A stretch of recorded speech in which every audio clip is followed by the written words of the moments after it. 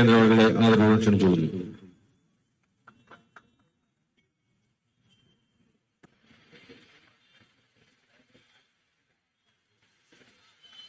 ഈ ചടങ്ങിന്റെ അധ്യക്ഷൻ പാർട്ടിയുടെ മണ്ഡലം പ്രസിഡന്റ് ബഹുമാന്യനായ ശ്രീ ജി പത്മകുമാർ അവറുകൾ, ഈ പദയാത്ര നയിക്കുന്ന ഭാരതീയ ജനതാ പാർട്ടിയുടെ സംസ്ഥാന ഉപാധ്യക്ഷയും മുൻ DGPയുമായ ബഹുമാനപ്പെട്ട ശ്രീമതി ആർ ശ്രീലേഖ അവറുകൾ, ജില്ലാ പ്രസിഡന്റ് ശ്രീ കരമന ജയൻ അവറുകൾ, സംസ്ഥാന നേതാക്കളായ ശ്രീ സി ശിവൻകുട്ടി, VV രാജേഷ്, ജില്ലാ ഉപാധ്യക്ഷൻ RS രാജീവ്, ബഹുമാനായ മധുസൂദനൻ നായർ,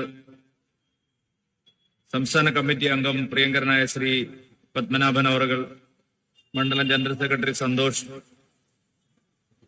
സന്നിഹിതരായിട്ടുള്ള മറ്റ് മുതിർന്ന നേതാക്കളെ, സഹോദരി സഹോദരന്മാരെ, നല്ലവരായ നാട്ടുകാരെ, ജനാധിപത്യ വിശ്വാസികളെ, പ്രിയപ്പെട്ട മാധ്യമ സുഹൃത്തുക്കളെ, എല്ലാവർക്കും എന്റെ വിനീതമായ നമസ്കാരം. ഈ പദയാത്ര ഔപചാരികമായി ഉദ്ഘാടനം ചെയ്യുന്നതിൽ എനിക്കേറെ അഭിമാനവും സന്തോഷവുമുണ്ട്. ഈ പദയാത്ര നയിക്കുന്നത് ശ്രീമതി ആർ ശ്രീലേഖ ആയതുകൊണ്ട് പ്രത്യേകിച്ച് എന്റെ കയ്യിൽ നിന്നാണ് അവര് ഭാരതീയ ജനതാ പാർട്ടിയിലേക്കുള്ള അംഗത്വം സ്വീകരിച്ചത്. അതിനുള്ള ഭാഗ്യം എനിക്കാണ് കിട്ടിയത് എന്നുള്ളത് ഞാൻ ഇവിടെ പ്രത്യേകം ഓർമ്മിക്കുകയാണ്. തിരുവനന്തപുരം കോർപ്പറേഷന്റെ കാര്യം വലിയൊരു പൊതുയോഗം നടത്തിയെന്നും പറയേണ്ട ആവശ്യമില്ല, ജനങ്ങൾക്കെല്ലാം അറിയാം. ഈ രാജ്യം കണ്ട ഏറ്റവും വലിയ അഴിമതി 5 കൊല്ലം കൊണ്ട് നടത്തിയ ഏക കോർപ്പറേഷൻ തിരുവനന്തപുരം കോർപ്പറേഷനാണ്. ഇതുപോലൊരു അഴിമതിക്കാരിയും അഴിമതി നടത്തിയ ഭരണസമിതിയും നമ്മളാരും സ്വപ്നത്തിലേ വിചാരിച്ചില്ല. ഇത്രയും ചെറുപ്പക്കാരിയായ ഒരു മേയർ ഇത്രയും വലിയ പകൽ കൊള്ള ഒരു മേയർ സ്ഥാനത്ത് ഇരുന്നുകൊണ്ട് നടത്തുമെന്ന് നമ്മൾ ആരും തന്നെ വിചാരിച്ചില്ല. അവര് മേയറായി വരുമ്പോ നമ്മളൊക്കെ കരുതിയത് ഒരു ചെറുപ്പക്കാരിയാണ്, വിദ്യാസമ്പന്നയാണ്, ഒരു സാധാരണ കുടുംബത്തിൽ നിന്ന് പൊതുരംഗത്ത് വന്ന ആളാണ്. അതുകൊണ്ട് എല്ലാവരും പ്രതീക്ഷയോടെ നോക്കിയത് നല്ലൊരു മേയറായിരിക്കും, അഴിമതിയുടെ കറ പുരളാത്ത ഒരു മേയറായിരിക്കും. പക്ഷെ നമ്മുടെ എല്ലാ ആളുകളുടെയും പ്രതീക്ഷ, ജനങ്ങളുടെ പ്രതീക്ഷ അസ്ഥാനത്താക്കിക്കൊണ്ട് നേരം വെളുക്കുന്നത് വരെ കക്കുക എന്നുള്ള, അഴിമതി നടത്തുക എന്നുള്ള ഒറ്റ പരിപാടിയാണ് അവർ 5 വർഷവും ഈ തിരുവനന്തപുരം കോർപ്പറേഷനിൽ നടത്തിയത്. നടക്കാത്ത ആറ്റുകാൽ പൊങ്കാലയ്ക്ക് പോലും ലോറി വാടക എഴുതിയെടുക്കുന്നത് നമ്മൾ ഇതുവരെ കേട്ടിട്ട് പോലില്ലാത്ത കാര്യമാണ്. കോവിഡ് ആയതുകൊണ്ട് ആറ്റുകാൽ പൊങ്കാല മര്യാദയ്ക്ക് പഴയ പ്രതാപത്തോടെ നടത്താൻ പറ്റിയില്ല. പക്ഷെ പൈസ എഴുതിയെടുക്കുന്ന കാര്യത്തിൽ അവർക്ക് കോവിഡ് ഉണ്ടായിരുന്നില്ല, ഒന്നും ഉണ്ടായിരുന്നില്ല. ആറ്റുകാൽ അമ്മയെ പറ്റിച്ച് കാശുണ്ടാക്കുക എന്ന് പറഞ്ഞാൽ അതിൽ പരം എന്താണ് ഒരു നാട്ടിലെ ജനതയ്ക്ക് ഇത്രയും ദുഃഖകരമായിട്ടുള്ള ഒരു കാര്യം? നമ്മള് ലാലു പ്രസാദ് യാദവിന്റെ കാലിത്തീറ്റ കുംഭകോണം എന്നൊക്കെ കേട്ടിട്ടുണ്ട്. പാവം നാൽക്കാലികൾക്ക്, കന്നുകാലികൾക്ക് കൊടുക്കേണ്ട കാലിത്തീറ്റ അടിച്ചു മാറ്റിയതിൽ കുപ്രസിദ്ധനായിട്ടുള്ള ആളാണ് ലാലു പ്രസാദ് യാദവ്. ഇവിടെ ഏറ്റവും ദുർബല ജനവിഭാഗങ്ങളായിട്ടുള്ള പാവപ്പെട്ടവര്, ഏറ്റവും പാവപ്പെട്ടവർക്ക് സർക്കാർ കൊടുക്കുന്ന ആനുകൂല്യങ്ങൾ, പട്ടികജാതി പട്ടികവർഗ ജനവിഭാഗങ്ങൾക്ക് കേന്ദ്രം നൽകുന്ന സഹായധനം, ആ പട്ടികജാതി വികസന ഫണ്ട് വേറെ ബാങ്ക് അക്കൗണ്ടുകൾ തുടങ്ങി അതടിച്ചു മാറ്റിയ ഒരേ ഒരു മേയറും ഒരേ ഒരു ഭരണസമിതിയും തിരുവനന്തപുരം കോർപ്പറേഷനിലാണ് നമ്മൾ കണ്ടത്. BJP സമരം ചെയ്തുകൊണ്ടാണ് നാട്ടുകാരത് അറിഞ്ഞത്. അങ്ങനെ എണ്ണിയാൽ ഒടുങ്ങാത്ത അഴിമതികളാണ് കഴിഞ്ഞ 5 കൊല്ലം കൊണ്ട് തിരുവനന്തപുരം കോർപ്പറേഷനിൽ നടന്നത്. തിരുവനന്തപുരം കോർപ്പറേഷൻ കേരളത്തിലെ ഏറ്റവും മനോഹരമായ രീതിയിൽ വികസിപ്പിച്ചെടുക്കാൻ കഴിയുന്ന ഒരു കോർപ്പറേഷനാണ്. നമ്മൾ ദൈവത്തിന്റെ സ്വന്തം നാടെന്ന് പറയുന്ന കേരളത്തിൽ ദൈവം കനിഞ്ഞു നൽകിയ നഗരമാണിത്. ശ്രീപത്മനാഭസ്വാമി കുടികൊള്ളുന്ന നഗരമാണ്. ചരിത്രവും പാരമ്പര്യവും ആധ്യാത്മികതയും സംസ്കാരവും അങ്ങനെ കുടികൊള്ളുന്ന ഒരു മഹത്തായ പൈതൃക നഗരം അനന്തപുരി. ആ തിരുവനന്തപുരത്തെ ഏത് കോലത്തിലാണ് ആക്കിയത് എന്നറിയണമെങ്കിൽ ഒരു അരമണിക്കൂർ മഴ പെയ്താൽ മാത്രം മതി ഈ തിരുവനന്തപുരം നഗരത്തിന്റെ ദുരവസ്ഥ എന്താണെന്ന് മനസ്സിലാക്കാൻ. കേന്ദ്ര സർക്കാർ തിരുവനന്തപുരം റെയിൽവേ സ്റ്റേഷനെ മാതൃകാ റെയിൽവേ സ്റ്റേഷനായിട്ട് ഉയർത്തി. ഒരു മഴ പെയ്താൽ തിരുവനന്തപുരം റെയിൽവേ സ്റ്റേഷനിൽ വണ്ടി ഇറങ്ങുന്ന ആയിരക്കണക്കിന് യാത്രക്കാർ ഒരു കുളത്തിലൂടെയാണ് പോകുന്നതെന്ന് പോലെയാണ്. അവർക്ക് താഴെ ഇറങ്ങി നടക്കാൻ പറ്റാത്ത വിധത്തിലുള്ള വെള്ളക്കെട്ടുകൾ നഗരത്തിന്റെ ഏത് ഭാഗത്ത് നിന്നാലും. ട്രാഫിക് ജാം, ദുരിതങ്ങൾ കഴിഞ്ഞ 5 കൊല്ലവും പരിഹരിക്കാമെന്ന് പറഞ്ഞ ഒരു കാര്യവും ഈ ഭരണസമിതി ചെയ്തിട്ടില്ല. കാശില്ലാത്തതുകൊണ്ടല്ല. 1000 കോടി രൂപയുടെ സ്മാർട്ട് സിറ്റി പദ്ധതിയാണ് മോദി സർക്കാർ തിരുവനന്തപുരത്തിന് നൽകിയത്. ആ കാശെല്ലാം അടിച്ചു മാറ്റി വകമാറ്റി ചെലവഴിച്ച് ദുരുപയോഗം ചെയ്ത് അഴിമതി നടത്തി തിരുവനന്തപുരത്ത് ഒരു തരത്തിലുള്ള വികസനവും ഇല്ലാത്ത രീതിയിൽ വീർപ്പ് മുട്ടിച്ചു ജനങ്ങളെ. അങ്ങേയറ്റം ദുരിതപൂർണമാക്കി തിരുവനന്തപുരം നഗരത്തെ. നഗരജീവിതം താറുമാറായി, ദുസ്സഹമായി. അഹങ്കാരവും അഴിമതിയും മാത്രമാണ് ഭരണസമിതിയുടെ മുഖമുദ്ര. എത്രയോ സമരങ്ങൾ നമ്മൾ കണ്ടു. അപ്പോഴെല്ലാം സംരക്ഷണ കവചം ഒരുക്കിക്കൊണ്ട് മാർക്സിസ്റ്റ് പാർട്ടിയും അവരുടെ നേതാക്കളും തിരുവനന്തപുരം നഗരത്തിലെ ജനങ്ങളെ വെല്ലുവിളിച്ചു. ഇപ്പൊ കക്ഷി രാഷ്ട്രീയ ഭേദമന്യേ എല്ലാവരും പറയുന്ന ഒരു മാറ്റം വേണം. നഗരത്തിനൊരു പുതിയ ഭരണസാരഥ്യം ഉണ്ടാവണം. കഴിഞ്ഞ തവണ 35 സീറ്റുമായി പ്രധാന പ്രതിപക്ഷമായി നിന്ന ഭാരതീയ ജനതാ പാർട്ടി അധികാരത്തിൽ കൊണ്ടുവരണം. എല്ലാവരും ആഗ്രഹിക്കുന്ന കാര്യമാണ്. പ്രത്യേകിച്ച് നരേന്ദ്രമോദിയുടെ സർക്കാർ കേന്ദ്രത്തിൽ അധികാരത്തിലിരിക്കുമ്പോ ഒരുപാട് വികസനത്തിനുള്ള വഴികൾ തുറന്നിട്ടിരിക്കുകയാണ്. തിരുവനന്തപുരം അന്താരാഷ്ട്ര വിമാനത്താവളത്തിന്റെ വികസനം ദ്രുതഗതിയിൽ നടക്കുകയാണ്. ലോകത്തിലെ ഏറ്റവും നല്ല തുറമുഖങ്ങളിലൊന്നായ, പോർട്ടുകളിലൊന്നായ വിഴിഞ്ഞം പോർട്ട് അതിന്റെ പൂർണ്ണമായിട്ടുള്ള ഓപ്പറേഷൻസിലേക്ക് കടക്കുകയാണ്. വിമാനത്താവളം വരുന്നു. വിഴിഞ്ഞം പോർട്ട് യാഥാർത്ഥ്യമാകുന്നു. സ്മാർട്ട് സിറ്റി പൂർണ്ണമായിട്ട് നടപ്പാക്കണം. ശ്രീചിത്ര മെഡിക്കൽ കോളേജ് മുതലുള്ള ചികിത്സാ കേന്ദ്രം മുതലുള്ള കേന്ദ്ര സ്ഥാപനങ്ങളിലെല്ലാം വലിയ തോതിലുള്ള വികസന പ്രവർത്തനങ്ങൾ നടക്കുന്നു. മെഡിക്കൽ കോളേജിന്റെ പ്രവർത്തനങ്ങൾ ലോകോത്തര നിലവാരത്തിലേക്ക് ഉയർത്താനുള്ള പരിശ്രമങ്ങൾ നടക്കുന്നു. ആധുനിക നഗരവൽക്കരണത്തിന് അനുയോജ്യമായ ഒരു കാലഘട്ടമാണിത്. കൈയച്ച് സഹായിക്കാൻ നരേന്ദ്രമോദിയുടെ സർക്കാരുണ്ട്. ആകെ ഇനി വേണ്ടത് ഫലപ്രദമായി നടപ്പാക്കാൻ കഴിയുന്ന ഒരു ഭരണസമിതിയാണ്, ഒരു നഗരസഭാ ഭരണമാണ്. അത് നടപ്പാക്കാൻ സാധിക്കുന്ന ഒരേ ഒരു പാർട്ടി, ഒരേ ഒരു മുന്നണി NDA മുന്നണിയാണ്, BJP പാർട്ടിയാണ്. ചില ആളുകൾ ഇപ്പോ സ്ഥാനാർത്ഥികളെ നേരത്തെ പ്രഖ്യാപിച്ചിരിക്കുകയാണ്. എന്നെ കുറെ പേര് വിളിച്ചു, തിരുവനന്തപുരത്തെ സുഹൃത്തുക്കളൊക്കെ. അയ്യോ, മുരളീധരൻ വന്നു, ഇവിടെ സ്ഥാനാർത്ഥികളെ പ്രഖ്യാപിച്ചു. ഞാൻ അവരോട് പറഞ്ഞു, നിങ്ങള് ഇതിന് ബേജാറാവേണ്ട കാര്യമില്ല. മുരളീധരൻ വന്നപ്പോഴേ എനിക്ക് മനസ്സിലായി എന്തിനാണ് മുരളീധരൻ തിരുവനന്തപുരം കോർപ്പറേഷന്റെ ചുമതല ഏറ്റെടുത്തതെന്ന്. CPM-നെ സഹായിക്കാനല്ലേ? ഈ അഴിമതി നിറഞ്ഞ, ഈ കെടുകാര്യസ്ഥ നിറഞ്ഞ CPM-നെ സഹായിക്കാനാണ് മുരളീധരൻ പരിശ്രമിക്കുന്നത്. മുരളീധരൻ നല്ല നേതാവാണ്, മുതിർന്ന നേതാവാണ്, എനിക്ക് വളരെ ഇഷ്ടമുള്ള ആളാണ്. അദ്ദേഹം അനുഭവത്തിൽ നിന്ന് ഒരു പാഠവും പഠിക്കുന്നില്ല. കെ മുരളീധരനെ പറഞ്ഞു പിരികേറ്റി സുരേഷ് ഗോപിക്കെതിരെ മത്സരിക്കാൻ കൊണ്ടുപോയി തൃശ്ശൂരിൽ. ഞാൻ അന്നും പറഞ്ഞു, ഞങ്ങൾ അന്നും പറഞ്ഞു, വേണ്ടാത്ത പണിക്ക് നിൽക്കേണ്ടത് എഴുതി വെച്ചോളൂ.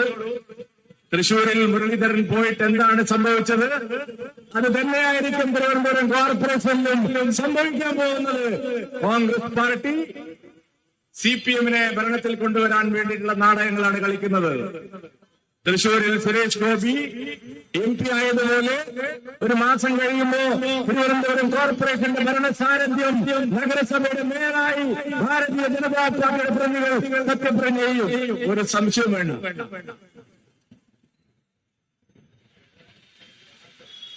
ശബരിനാഥ് നല്ലൊരു ചെറുപ്പക്കാരനാണ്, വളർന്നു വരേണ്ട ഒരാളാണ്. എന്തോ അത്ഭുതം സൃഷ്ടിക്കുന്നാണ് പറയുന്നത്. സ്വന്തം പിതാവ് വലിയ ഭൂരിപക്ഷത്തിൽ ജയിച്ചുകൊണ്ടിരുന്ന ഒരു മണ്ഡലത്തിൽ ദയനീയമായി പരാജയം ഏറ്റുവാങ്ങിയതിനു ശേഷമാണ് തിരുവനന്തപുരം നഗരസഭ പിടിക്കാമെന്നുള്ള പേരും പറഞ്ഞ് ഇങ്ങോട്ട് വന്നിരിക്കുന്നത്. ഞാൻ ഒന്നും പറയുന്നില്ല. മലർപ്പൊടിക്കാരന്റെ സ്വപ്നമായ അവശേഷിക്കും. ഭാരതീയ ജനതാ പാർട്ടിയുടെ സാധ്യതകളെ ഇല്ലാതാക്കാൻ ഇത്തരത്തിലുള്ള ചെപ്പടി വിദ്യകൾക്കൊന്നും സാധിക്കില്ല. ജനങ്ങൾക്ക് കാര്യം മനസ്സിലായിട്ടുണ്ട്. കഴിഞ്ഞ 5 വർഷം നഗരസഭയുടെ ഭരണം BJP ഏൽപ്പിച്ചിരുന്നെങ്കിൽ തിരുവനന്തപുരം നഗരം ഒരു സുവർണ്ണ നഗരമായി മാറുമായിരുന്നു. കഴിഞ്ഞ 5 വർഷം നമുക്കത് ജസ്റ്റ് മിസ്സായി. 12 സീറ്റുകളിൽ നമ്മൾ ചെറിയ വോട്ടുകൾക്ക് പരാജയപ്പെട്ടു. നമ്മൾ ആ കാര്യങ്ങളെല്ലാം മനസ്സിലാക്കിയിട്ടാണ് ഇത്തവണ തെരഞ്ഞെടുപ്പിനെ നേരിടുന്നത്. രാജ്യത്തിന്റെ പൊതുവായ രാഷ്ട്രീയ സാഹചര്യം, സംസ്ഥാനത്തിന്റെ പൊതുവായ രാഷ്ട്രീയ സാഹചര്യം, തിരുവനന്തപുരത്തെ പൊള്ളുന്ന യാഥാർത്ഥ്യങ്ങൾ, ഇതാണ് ഞങ്ങൾ ഈ തെരഞ്ഞെടുപ്പിൽ ജനങ്ങളുടെ മുമ്പിൽ വെക്കുന്നത്. രാജ്യത്തിന്റെ യാഥാർത്ഥ്യം എന്താണെന്ന് അറിയാം. എത്ര വലിയ വികസന പ്രവർത്തനങ്ങളാണ് നമ്മുടെ രാജ്യത്ത് നടക്കുന്നത്. മോദി സർക്കാർ അധികാരത്തിൽ വന്നതിന് ശേഷം ഈ രാജ്യത്ത് അഭൂതപൂർവമായിട്ടുള്ള വളർച്ചയുണ്ടായി. ഞാൻ അതിൽ കടക്കുന്നില്ല, സമയം അതിനുള്ളതല്ല. ലോകത്തിലുള്ള എല്ലാ രാജ്യങ്ങളും സാമ്പത്തികമായി തകരുമ്പോഴും ഈ രാജ്യം സാമ്പത്തികമായി മുന്നോട്ട് പോകുന്നു. പണപ്പെരുപ്പം കുറയുന്നു, വിലക്കയറ്റം ഇല്ലാതാവുന്നു, സമ്പദ്ഘടന ശക്തിപ്പെടുന്നു. 4ാമത്തെ വലിയ സാമ്പത്തിക ശക്തിയായി നമ്മുടെ രാജ്യം വളരുന്നു. നമ്മുടെ രാഹുൽ ബാബ മാത്രം പറയാണ് ഇതൊരു ഡെഡ് എക്കോണമിയാണ്. രാഹുൽ ഗാന്ധി എന്തൊക്കെ പറയുന്നു നിങ്ങൾക്ക് മനസ്സിലായല്ലോ. വോട്ട് ജോലി എന്ന് പറഞ്ഞ് വലിയ ബഹളം വെച്ച് ഇന്ത്യയെ തകർക്കാൻ, രാജ്യത്തിന്റെ പ്രതിച്ഛായ നഷ്ടപ്പെടുത്താൻ, ലോകം മുഴുവൻ ഇന്ത്യക്കെതിരായ പ്രചാരവേല നടത്തുന്ന ഡീപ് സ്റ്റേറ്റ് കമ്പനികളുടെ വക്താവാണ് രാഹുൽ ഗാന്ധി.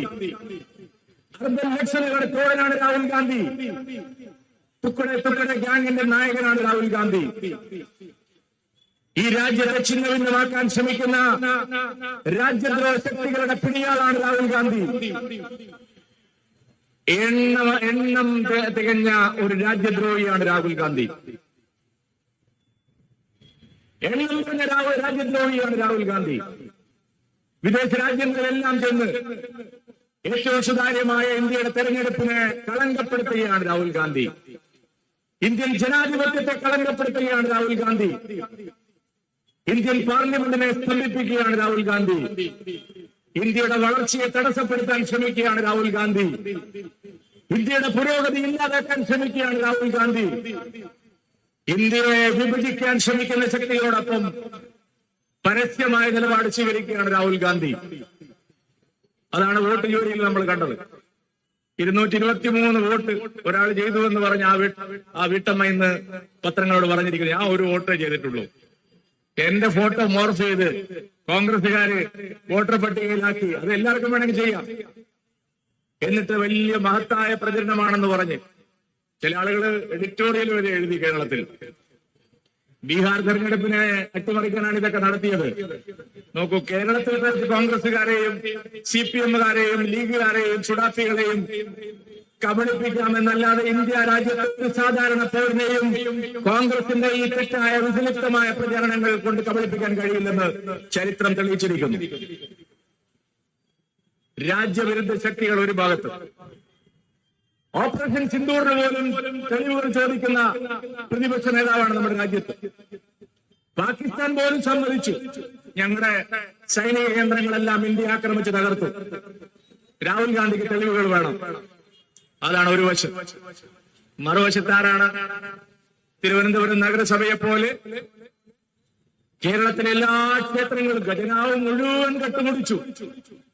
എല്ലാ ക്ഷേത്രങ്ങളും കൊള്ളയടിച്ചു. ശബരിമലയും ശാസ്താംകോട്ടയും വൈക്കത്തപ്പനും ഗുരുവായൂരും ബാലുശ്ശേരിക്കോട്ടയും അങ്ങനെ അറിയപ്പെടുന്ന എല്ലാ ക്ഷേത്രങ്ങളിലെ സ്വർണവും വൈരവും എല്ലാം കടത്തിക്കൊണ്ടുപോയിരിക്കുന്നു. നേരത്തെ തുടങ്ങിയതാണ്. നമ്മുടെ പത്മനാഭസ്വാമി ക്ഷേത്രത്തിലെ സ്വർണമെടുക്കാൻ VS അച്യുതാനന്ദൻ മുഖ്യമന്ത്രിയായിരുന്ന കാലം മുതൽ ആരംഭിച്ച നീക്കമാണ്. അച്യുതാനന്ദൻ മഹാനായ നേതാവാണെന്ന് ഇപ്പൊ എല്ലാവരും പറയുന്നുണ്ട്. ശരിയാണ്, മരണശേഷം നമ്മൾ ആരും അദ്ദേഹത്തെ കുറ്റം പറയാറില്ല. പക്ഷെ VS അച്യുതാനന്ദന്റെ കാലത്ത് തുടങ്ങിയതാണ്. ശ്രീ പത്മനാഭസ്വാമി ക്ഷേത്രത്തിലെ ലക്ഷക്കണക്കിന് കോടി രൂപ വരുന്ന സ്വർണശേഖരവും വൈരവും എല്ലാം എടുത്ത് സർക്കാർ ഖജനാവിലേക്ക് അടയ്ക്കാനുള്ള ദുരൂഹമായ നീക്കം അന്നുണ്ടായിരുന്നു. തിരുവിതാംകൂറിലെ ജനങ്ങൾ കക്ഷി രാഷ്ട്രീയ ഭേദമന്യേ അതിനെ ചെറുത്ത് തോൽപ്പിച്ചതുകൊണ്ടാണ് ശ്രീ പത്മനാഭസ്വാമി ക്ഷേത്രത്തിലെ സ്വർണം അന്നെടുക്കാൻ കഴിയാതെ പോയത്. പക്ഷെ ശബരിമലയിൽ അവർ വിജയകരമായി പൂർത്തിയാക്കി. ഒരു അന്വേഷണം നടക്കുന്നുണ്ട്. ഞാൻ അതിൽ കടക്കുന്നില്ല. വാസുവിനെ ഇതുവരെ പിടിച്ചിട്ടില്ല. കടകംപള്ളിയെ കുറിച്ച് മിണ്ടുന്നില്ല. കടകംപള്ളി വാസു എന്താണ് പറയുന്നത് എന്ന് നോക്കിയിട്ടാണ് ഇരിക്കുന്നത്. വാസുവും ശങ്കർദാസും പത്മകുമാരനും എല്ലാം അറിയുമെങ്കിൽ എല്ലാം കടകംപള്ളിക്കും വാസുവിനും അറിയാതിരിക്കില്ല. കോടിക്കണക്കിന് രൂപയുടെ സ്വർണമാണ് എടുത്തുകൊണ്ടുപോയിരിക്കുന്നത്. പണ്ട് കാലത്ത് ഔറംഗസീബും മുഹമ്മദ് ഗസ്നിയും മുഹമ്മദ് ഘോറിയും അക്ബറും ബാബറും ക്ഷേത്രങ്ങൾ കൊള്ളയെടുത്ത ചരിത്രം ഇന്ത്യ ചരിത്രത്തിന് പറയാനുണ്ട്. വലിയ കൊള്ളയാണ് ആ രാജ്യം മുഴുവൻ നമ്മൾ അന്ന് കണ്ടത്. കേരളത്തിലാണെങ്കിൽ അങ്ങ് മൈസൂരിൽ നിന്ന് ശ്രീരംഗപട്ടണത്തിന് ടിപ്പു സുൽത്താൻ വന്ന് വൈക്കം വരെ, വൈക്കം പത്മനാഭപിള്ള എന്ന് പറയുന്ന ഒരു മഹാനായ പോരാളി അവിടെ ഉണ്ടായത് കൊണ്ടാണ്. അല്ലെങ്കിൽ ടിപ്പുവിന്റെ പടയോട്ടം തിരുവിതാംകൂറിൽ വെച്ചമായിരുന്നു. ആ ടിപ്പു സുൽത്താനെ പോലെയാണ് കേരളത്തിന്റെ മുഖ്യമന്ത്രി പിണറായി വിജയൻ. ഒന്നാന്തര കൊള്ളക്കാരനാണ് നമ്മുടെ സംസ്ഥാനത്തിന്റെ ഭരണ നേതൃത്വം. നമ്മള് ബാങ്ക് കൊള്ളയടിക്കാൻ വരുന്നവരും വീട് കുത്തി തുറക്കാൻ വരുന്നവരും എന്താ ചെയ്യുക? ആദ്യം ഒരു വീടായാലും, ഒരു പണക്കാരന്റെ വീടായാലും, ഒരു ബാങ്ക് ആയാലും കൊള്ളയടിക്കാൻ വരുമ്പോ ആദ്യം ഗേറ്റ് മാൻ അടിച്ച് താഴെയിടും, ഇല്ലേ? അതാണ് ശബരിമലയിൽ ദ്വാരപാലകൻ എന്ന് പറഞ്ഞാൽ ശബരിമല അയ്യപ്പന്റെ കാവൽക്കാരാണ്. ദ്വാരപാലകരെ ആദ്യം കൊണ്ടുപോയി. പിന്നെന്താ ചെയ്യുക? വാതിൽ പൊളിക്കും, ഇല്ലേ? ഒരു കള്ളൻ എന്താണ് ചെയ്യുന്നത്? ആദ്യം ഗേറ്റ് മാൻ അടിച്ച് താഴെയിടും, പിന്നെ വാതിൽ പൊളിക്കും. ശബരിമല അയ്യപ്പന്റെ വാതിൽ മുഴുവൻ എടുത്ത് സ്വർണം കൊണ്ടുപോയി. പിന്നെ എന്താണ്? ചുമര് കുത്തും, ഇല്ലേ? ശബരിമല അയ്യപ്പന്റെ ചുമരിലെ സ്വർണം മുഴുവൻ കൊണ്ടുപോയി. അവസാനമാണ് നമ്മുടെ ഷെൽഫിലെ പണമെടുക്കുക. അതുപോലെയല്ലേ ഒരു മാസം കൂടി വൈകിയിരുന്നെങ്കിൽ ശബരിമല അയ്യപ്പന്റെ വിഗ്രഹം കൂടി അടിച്ചു കൊണ്ടുപോകുമായിരുന്നു പിണറായി വിജയൻ. ഏറ്റവും വലിയ വിഗ്രഹ മോഷ്ടാവായി ബഹുമാനപ്പെട്ട ഹൈക്കോടതി പറഞ്ഞു. ഞാൻ പറഞ്ഞില്ല. ബഹുമാനപ്പെട്ട ഹൈക്കോടതി പറഞ്ഞു, അന്താരാഷ്ട്ര കുപ്രസിദ്ധരായിട്ടുള്ള വിഗ്രഹ മോഷ്ടാക്കൾ നടത്തിയതുപോലുള്ള മോഷണമാണ് ശബരിമലയിൽ നടന്നിരിക്കുന്നത്. ഒരു ശബരിമലയിൽ മാത്രമല്ല, സ്വർണം എവിടെയെല്ലാം ഉണ്ടോ അവിടെയെല്ലാം പിണറായി വിജയന്റെ കൈകൾ എത്തിയിരിക്കുന്നു. ഒരു ഗുണമുണ്ട്, പിണറായി വിജയൻ ഈ സ്വർണം ഭയങ്കര വീക്ക്നെസ് ആണ്, അല്ലേ? പിണറായി വിജയനും കമ്പനിക്കും സ്വർണം ഭയങ്കര ദൗർബല്യ. സ്വർണം എവിടെ കണ്ടാലും ചാടി വീഴും. വിമാനത്താവളം വഴി സ്വർണം കടത്തി പ്രിൻസിപ്പൽ സെക്രട്ടറി അറസ്റ്റിലായി. കോഴിക്കോട്, കരിപ്പൂരും കണ്ണൂർ വിമാനത്താവളത്തിലും കസ്റ്റംസ് പിടിച്ച സ്വർണം തട്ടിയെടുക്കുന്ന സംഘങ്ങൾ, അതും CPM-കാരും. എവിടെ സ്വർണമുണ്ടോ അവിടെ പിണറായിയുടെ കണ്ണുണ്ട്. ഇതാണ് കേരളത്തിലെ യാഥാർത്ഥ്യം. അപ്പൊ ദേശീയ രാഷ്ട്രീയത്തിൽ കോൺഗ്രസ് ഈ തരത്തിലുള്ള പ്രചാരണങ്ങൾ നടത്തിക്കൊണ്ടിരിക്കുന്നു. കേരളത്തിലാണെങ്കിൽ കമ്മ്യൂണിസ്റ്റ് സർക്കാർ ജനങ്ങളെ മുഴുവൻ ദ്രോഹിച്ച്, കട്ടുമുടിച്ച്, അമ്പലങ്ങളെ കൊള്ളയടിച്ച്, അരാജകത്വം സൃഷ്ടിച്ച് ജനങ്ങളുടെ ക്ഷമ പരിശീലിക്കുക. ഇവിടെ ഒരു മാറ്റം വേണം. ഒരു വികസന കേരളം ഉണ്ടാവണം. അതിന് ഈ രണ്ട് മുന്നണികളെയും മാറ്റി നിർത്തി കേരളത്തിന്റെ വികസനത്തിന് ശരിയായ ഒരു രാഷ്ട്രീയം ആവശ്യമുണ്ട്. ആ രാഷ്ട്രീയമാണ് BJP കേരളത്തിൽ പറയുന്നത്. 2026 ഏപ്രിലിൽ നടക്കുന്ന നിയമസഭാ തെരഞ്ഞെടുപ്പിന് മുന്നോടിയായുള്ള സുപ്രധാനമായ തെരഞ്ഞെടുപ്പാണ് ഈ തദ്ദേശ സ്ഥാപനങ്ങളിലേക്കുള്ള തെരഞ്ഞെടുപ്പ്. 2026 ശരിയായ ഒരു ഭരണമാറ്റം, കേരളത്തിൽ വികസനത്തിനായുള്ള ഒരു ഭരണം കൊണ്ടുവരാൻ ആഗ്രഹിക്കുന്ന ജനങ്ങളുടെ മുമ്പിൽ ഏറ്റവും നല്ല അവസരമാണ് ഈ തദ്ദേശ തെരഞ്ഞെടുപ്പ് തുറന്നിട്ടിരിക്കുന്നത്. തദ്ദേശ തെരഞ്ഞെടുപ്പിലെ ഫലം നമ്മുടെ നിയമസഭാ തെരഞ്ഞെടുപ്പിനെയും നിർണ്ണയിക്കുന്നതിൽ ഒരു ഘടകമാണ്. അതുകൊണ്ട് സുഹൃത്തുക്കളെ, ഈ തെരഞ്ഞെടുപ്പിനെ നിങ്ങൾ ഗൗരവമായിട്ട് കാണണം. അതുകൊണ്ടാണ് മുൻ DGP ആയിട്ടുള്ള ശ്രീലേഖ മേഡം ഉൾപ്പെടെയുള്ള ആളുകൾ നിങ്ങളോടൊപ്പം കാൽനടയായി ഇക്കാര്യങ്ങളെല്ലാം ജനങ്ങളെ ബോധ്യപ്പെടുത്താൻ രംഗത്തിറങ്ങിയിരിക്കുന്നത്. തിരുവനന്തപുരം നഗരത്തെ ഒരു സുവർണ നഗരമാക്കി മാറ്റാൻ BJP പ്രതിജ്ഞാബദ്ധമാണ്. പറയാൻ സാധിക്കും, ചെയ്യാൻ സാധിക്കുന്ന കാര്യങ്ങളെ BJP പറയാറുള്ളൂ. മോദിയുടെ പാർട്ടിയാണ്, എന്തെല്ലാം പറയുന്നുണ്ടോ അതെല്ലാം ചെയ്ത് കാണിച്ചിട്ടുള്ള പാരമ്പര്യം.